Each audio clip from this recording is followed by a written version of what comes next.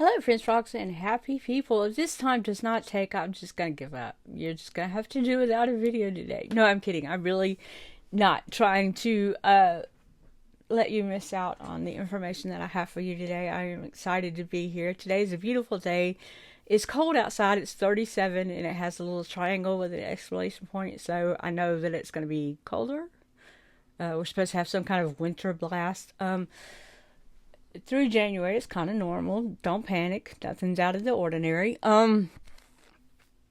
It's just about time, because we've been in the 50s or the 60s here, a 70 here, winter hasn't really fully come and gone yet. We're only winter only came December 21st. So this is par for the course. We got this. We got this. I don't like the cold. I'd rather be like springtime or early fall, but the cold, the severe cold and severe heat. No. Welcome to Cassie's Corner. This is my little corner, and this is where I usually am. Like if I'm in a crowded room, I go to the corner and hide out. If somebody wants to come in my corner and say hello, I'm welcome to that. But it's okay to put baby in a corner because I don't mind the corner. Corner's where I'm comfortable. So this is why I've named it Cassie's Corner. It was Cassie's Chat for a long time, and if you say that fastly, the way that I speak, it kind of doesn't roll off the tongue, and I kind of let my grandson know that one of our videos, and he was like, yeah, that's kind of hard to say. So we left it at Cassie's Corner, and he is the one that inspired me to do that, saying that I had a lot of positive things and good things to say to people, and maybe I could help someone, and I was kind of, so this is for him. Thank Freckles, for me being here. Thank you, Freckles. I love you and I miss you. He lives about 3.5 hours away from me, so it's not convenient for me to go to lunch or pick him up for the weekend and then bring him back. I'd like for him to be off on a Monday or off on a Monday and Tuesday for him and come spend a couple of days with me. And the last time he was here, we had some upsets, but I think he's over all that. I think he's it wasn't anything to do with me. It just family issues, and it rolled off the wrong way. So with that being said, I'm glad you're here. Thank you for joining me. Please hit the like and subscribe down at the bottom. Hit that notification bell to be notified when I do download a new video. All of this helps YouTube to fit me into the popular type algorithm, and my videos will be recommended. There'll be more people other than you that will be able to see them. I kind of snuck up on your feed and you mash play. More people will be able to do that, and maybe they will get some vital information to help them believe in a happier time. I am a person. I am a mother of 3 children, a grandmother of 3 teens, preteens, and a 6-year-old. So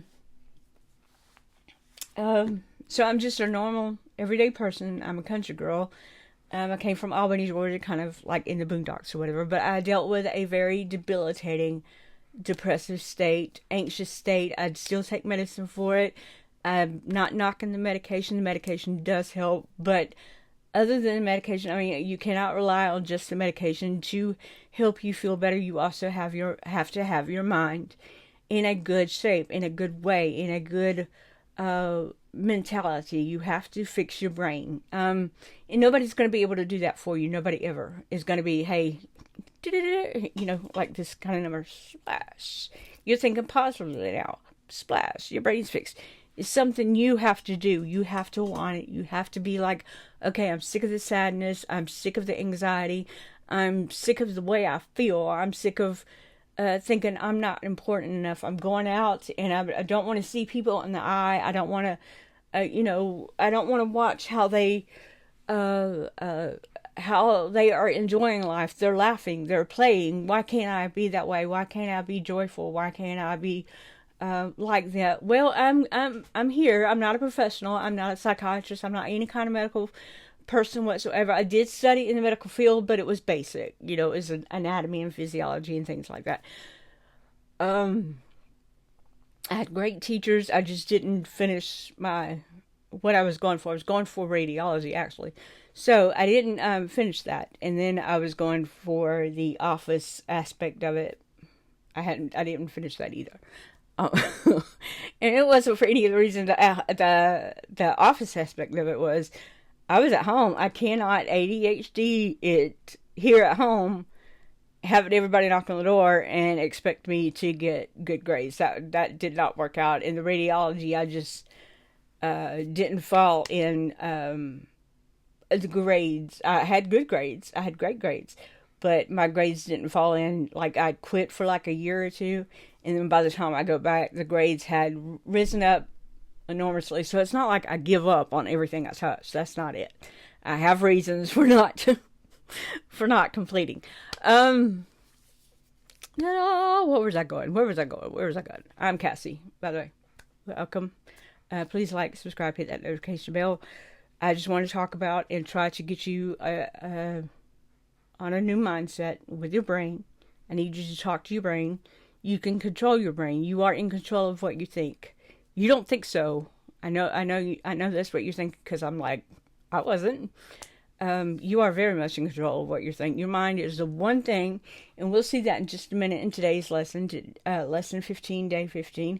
We're halfway through January. Can you believe that? I feel like New Year's was just here. It was. I mean, 16 days ago. But I feel like it was just yesterday. So, we're going to get that to a minute, but the mind is the one thing you can control. If somebody says something that upset you, think of it another way. Think of it in his or her aspect. Think of what they're really trying to say. Don't take everything so personally. Everything does not deserve a response. Everything does not deserve a battle. Everything does not deserve for you to be upset about. Everything does not. No one is going, hey, there's Jerry over there. He's kind of a depressed person. Let's see if we can rile him up. Or there's Susan over there, and I don't know. She looks like she could be a sad person. Let's see if we can make her laugh or cry. Which one? Which one do you think we're going to do first? Nobody's doing that. Nobody knows what you're thinking. Nobody knows what's going on in your head. Nobody's trying to hurt you. The way you perceive it, the way you think about it, is your fault. It is your fault. It is on you. It is tiresome. It is draining. It is very disgusting to think that I can think that somebody can say words and hurt me so badly. And when I think about how I did that to my brother, my granddad, my so-and-so, my mom, my sister, which I believe my mom and my sister were really out to get me. I really are. Of course, there's a past there. Look at the what I mean by disabilities video, and you'll understand what I'm talking about. But other than them two, nobody else is trying to hurt me. They didn't understand what I was thinking. They didn't understand anything that I'd gone through. My mind is my own. It's in my head. I hear those voices. Nobody knows what I'm doing. Nobody knows. Nobody, and everybody else has their own voice to deal with. So there's no telling how they mean it. Not everybody is out. Not everything needs to be offensive. Not everything needs to be a battle. Not everything needs to be a problem. Let people say something that they think, either correct them or move on. But don't make it a battle. Do not make it a battle. And this is what we're learning from the Stoics. I believe that this is probably one of the better books that I've had. A self-help book. I know a lot of people don't believe in self-help because they feel like it's not biblically sound. But when I picked this up and I thought about how they're thinking about battles, or how they deal with people, and they're not getting riled up, and they're dealing with everything so calmly, I believe that is the closest way to that Jesus dealt with people here on earth. He was like a heavenly creature, but he was walking in a human form here on earth, and you never heard him get upset. You never heard him, oh, that offended me. You never heard him do that. He was more like, here, let me teach you a lesson. Let me calmly talk to you and make you see a different side of the situation. And I believe that's what the Stoics do. And today we're learning from Epictetus. And I am saying his name right. I did look it up. I had to, because it was driving me crazy. How do I say this man's name? I was like, is it Epictetus? I don't know. But I am saying his name right. So, we control our reasoned choice in all acts that depend on that moral will. What's not under our control are the body and any of its parts, our possessions, parents, siblings, children, or country, anything with which we might associate. And again, Epictetus said that in his discourses. This is important enough to bear repeating. A wise person knows what's inside their inner circle and what is outside of it. The good news is that it's pretty easy to remember what is inside our control. According to the Stoics, the circle of control contains just one thing that you can control. One that has a myriad of functions, but one thing, and that is your mind. That's right. Even your physical body isn't completely within the circle. After all, you could be struck with a physical illness or impairment at any moment. You could be traveling a foreign country or be thrown in jail. But this is all good news because it drastically reduces the amount of things that we need to think about. There is clarity and simplicity. I need to realize that. I do need to focus that more. There is so much clarity and simplicity. We'll get into that in a minute. While everyone else is running around with a list of responsibilities a mile long, things they're not actually responsible for.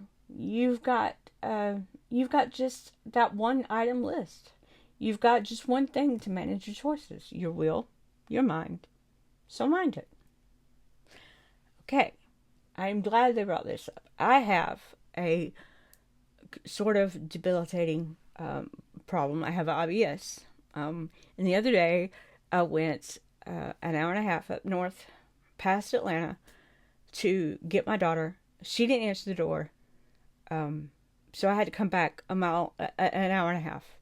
What did I say? A mile and a half, an hour and a half. An hour and a half. And then I came back an hour and a half. So there was 3 hours that was on the road. And wastefully.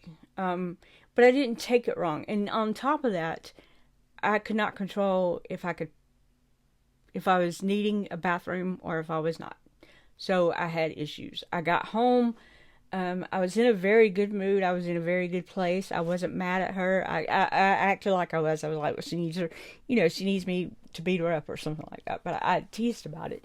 But I wasn't really mad at her. It wasn't her fault. She did not text me and say, okay, it's a go, come get me, or we didn't clarify that. I just know that she asked me to pick her up, and I thought, well, maybe her phone's not working, so I went and I picked her up. And I was dealing with these stomach issues. Now, with IBS, I either have to go a lot or can't go at all. So there is no in between. There's absolutely no in between. So one of these times, it was like I have to go a lot. Luckily, I didn't have an episode on the road. The drive was quite nice. It was a beautiful day. The directions were clear. I understood them. I got there kind of quick. I actually, coming home was kind of quick. It felt like quicker than getting there. Yeah, I think that goes for everybody. That it's quicker to come home than it is to get to where you're going because you don't know where you're going. So I was not in control of my body, no matter how much I wanted to be. I had no idea how to control what was to happen next. Was I going to have to stop off I-75 or I-85 and use the potty? What was I going to do? But I didn't think that way. I had a mission. I had to go, see if my daughter needed me. And when I got there and she didn't answer, I was mad for a minute. I was really upset. But again, I had to think about the night before. And the morning that it happened, she did not clarify I was coming to get her. So I just went on a whim, thinking that something was wrong with the phone, and she couldn't text me. Hoping that I was, doing the best thing. I had an experience. I had a great experience with the GPS, and I had a great experience with the ride, and I had a great experience. I was actually in a real van at the time also. So I had a great experience doing it. I can't fault anyone for it, and I'm not really mad, not upset. It just felt like a wasted time. But I got out of the house. I went around the dogs begging for treats and things like that. So that is what he's saying. You're not even in control of your body. You're really not. I mean, if something goes wrong, like maybe you fall and you hurt your knee or your ankle, or maybe you're put in a prison. You can't just get up and walk out of the prison. You can't control where you are. You can't just... And we know a lot of people that actually go over, in other countries and get, like, arrested and have, like, a terrible time getting out of jail. It happens. It happens. We really cannot be in control of our body, but we are in control of how we think. Like I could have, if that had been that day where I went and got my daughter. If that day had happened 5 years prior, I'd have been a crying mess. I'd have been cussing her out up one side down the other, calling her phone, uh, just making her more mad than I am. And then I'd been saying some things that probably I didn't mean to say. But I wasn't like that. Okay, she's not answering. She's not answering the phone. I'm just going to go. I'm just going to get out of here. I don't know where I am. I don't know if I'm safe. I need to get to a place, home, preferably, to a place where I know the bathroom is. So that's what I did. That's how we have to think about it. Not everything is out to get you. Not everybody is out to get you. She did not plan for things to mess up that day. She did not think to call me. She says she didn't wake up until past 12, and that was when I was there. So she didn't, unforeseeable future. Just one of those things. You have to think of it like that. She was not out to get me. She was not there to hurt me.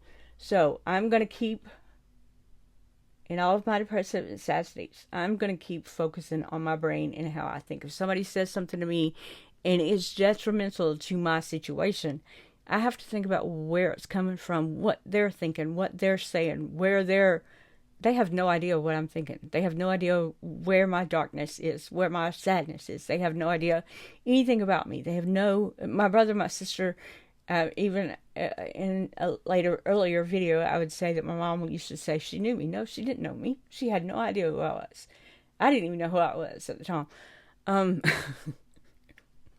But she, they would say things to try to rile me up. And at the time, it was like a bait, and I took it. Okay, I got mad. I got mad, and they knew what substance I was made from because I was so easily riled up. Now it takes a few minutes to get me upset. It takes a lot to make me mad, to where I'm screaming and crying, because I know that if I ever get there again, I don't want that to be the habit again. I don't want that to be. I want a life. I want to live. I want to love. I want to be peaceful. I want my brain to absorb knowledge and to see the different sides of everything that is said. But I don't want to be upset anymore. I don't want to be sad. I don't want to lay in bed. I don't want to be in that dark, dark place anymore. Now when I see the sunshine, I see the absolute sunshine. I see the glow. I see the rays. I see it all. And when you're in that dark, dark, dark space, it is not comfortable. You can't always see the sunshine like a person that is happy does. It doesn't look the same. It's not the same. Being in that dark place is not a very comfortable situation. It's not a very romantic. Depression is not romantic by any means. When they tell you, "Oh, I'm depressed," or especially, when the kids were growing up and they were in middle school and they were talking about being emo, and I felt like they were, but it was just a time. It was a social time.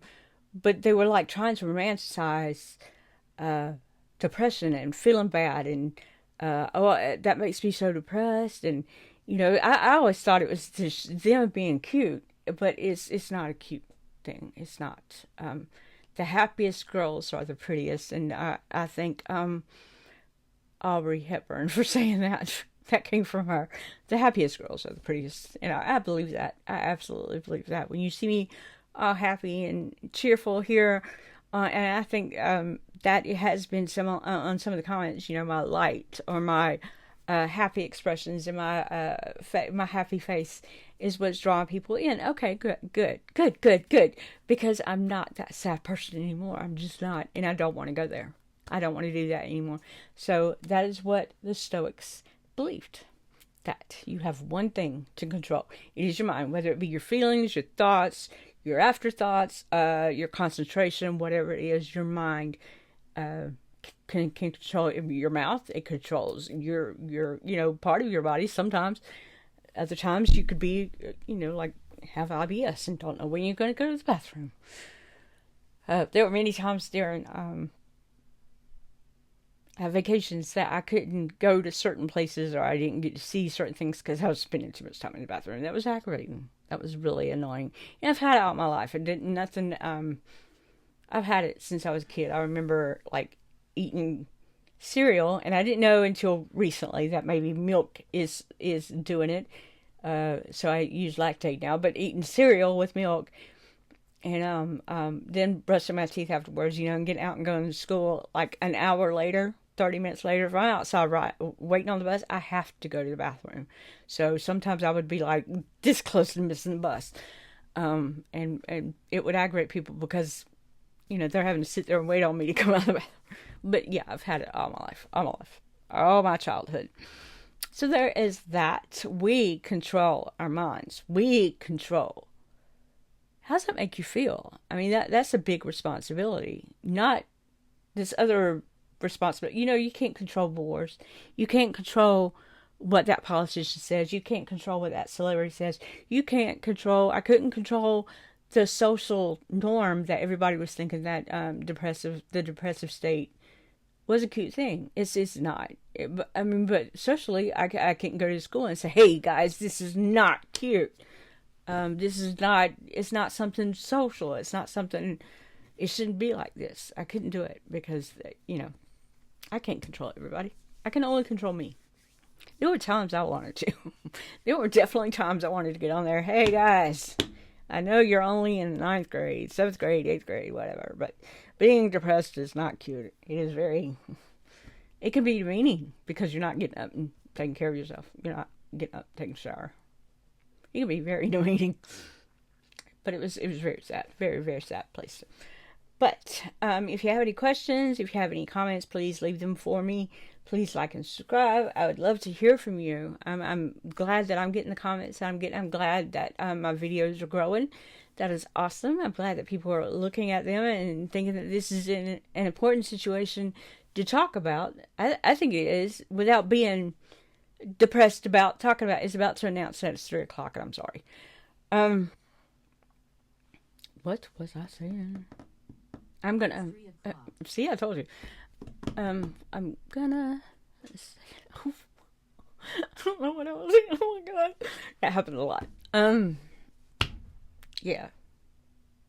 I don't want to be depressed anymore. I don't want to be that person anymore. I don't want to do this in a depressed state. If I was in a depressed state, I don't think I could come here and talk to you because that wouldn't be fair. I wouldn't be, just say one day I wake up and I'm kind of down, kind of lazy, kind of out of it or whatever. I just couldn't bring the topics to you that I need to bring to you because it wouldn't be fair. It kind of would see on my face. I think I have at one time did a video and somebody noted that maybe something was up. It kind of was, but it wasn't nothing. It wasn't like I was depressed or anything. It was kind of a sad situation that I was going through. So does anybody have any questions? You can contact me here on the comment line, where it says comments, or you can email me at Cassie's_corner at outlook.com. I created that email just for people who may want to have a private discussion, may want to name names or situations or things like that, and that way your private information, your private information stays with me. So, I'm not announcing it to, I don't know many people, I don't have that many friends, I really don't. So I can't go to anyone and say, hey, blah, blah, blah, I said this about blah, blah, blah. It's just not working. I'm just not going to do it. I'm a very private person. I'm amazed. I amaze myself every day that I can show my face. That is something I would not have done 5 years ago, 10 years ago, definitely not 15 years ago. I would not have done it. It would not have happened. You're not going to see my face. It would have been a big pink spot or maybe some video with animals fighting and I'm just talking over. But I feel like to be able for you to see that I'm serious. I need you to see my face. So I am absolutely serious about this depressive stuff. I'm absolutely serious with somebody feeling low and I don't like it. And I will do anything in my power to help you. So if you will leave me a comment, let me know where you're from. Let me know if you know of anybody that's suffering from from depressive thoughts and anxiety, get them to watch my videos. See if it's something that interests them. You are in control of what you think. You really are. You have to train yourself. Say your affirmations. I didn't think about affirmations before, but I said something and somebody said it was biblical to say affirmations. Thank you for that, by the way. I had no idea. But start with something that is true. Like, maybe you're a mother. I am a young mother. I had a kid at 16. Something that is true, so that the more you start to believe in yourself, and if you say it out loud, it is more true. It overrides those negative thoughts that are in your head. Even saying God is love, that is true. That is a true statement. Say it. And that helps you be more closer to Him. You know what I mean? Just start with something small and then get into the big things. I've never been able to say, okay, I'm kind of an amazing person. You know, if you think about all the things I've been through and come out of and overcome and things like that. And I'm still sitting here and I'm still having this glow on my face, and I've never done drugs in my life. I've never been an alcoholic, anything of that nature. That's kind of an amazing feat if you think about it. If you think about it. But we won't get into the little details. We're just going to get into that right now. So it's kind of amazing that I can say I'm amazing. I am amazing. I know I am. So everybody have an awesome day. I hope the weather finds you as you desire it. It's cold and it's windy, and I'm not desirable for it. I'm just not in the mood. But I can't control that. So guess what? I'm staying in the house. So I hope you find that great big laugh. Even if it's me, I don't care. Laugh at me. I can deal. You know what I do? Sometimes I like edit my videos, and some of the faces I make, they're like really weird. And then I have to stop it. I'm like, wait, what is that face? What was I thinking? It's just my face. But find that great baby laugh. Find somebody to be appreciative for, whether it's your boss, your daughters, let them know that you appreciate, even though you think you have in your mind that they're supposed to help me with the dishes. I told them to help me with the dishes, but still offer them that thank you. Say, hey, I appreciate the fact that you are doing what I'm asking you to do, and that we're not having this battle about who's doing what. You know, I mean, make it simple. Simplicity. There's clarity in simplicity. Let's go all out there. All right. So thank your boss for maybe even thinking about you for some kind of promotion. Thinking about you for, thank you for letting me go out of town and not dealing with these people. Just find somebody to thank. Find somebody to be appreciative of. Because once you start that kindness, it is very, very, very addicting. You start to be kind to everybody, including yourself. And this was not overnight. This 10-year thing wasn't, I promise you, it was not overnight. It took a long, long time, long days of just detrimental sadness where I felt like I just wanted to go inside a hole in despair. So it didn't happen overnight. I promise you it did not. It took a long time. A lot of drama in between. Lots. Y'all have a great day, and I'll see y'all next time. We have tomorrow, day 16, and halfway through January. So there we go. We'll go into passions and emotions next month. I think that's very giving, considering that Valentine's Day is next month. Please like, subscribe, leave me comments. Let me know who you are. Let me know if you're suffering. Let me know if there's something you need to talk about. I'll talk about it. We'll get there together. I promise. We need to think, use our minds. We need to think about being positive. We really do. Y'all have a good day. Bye-bye.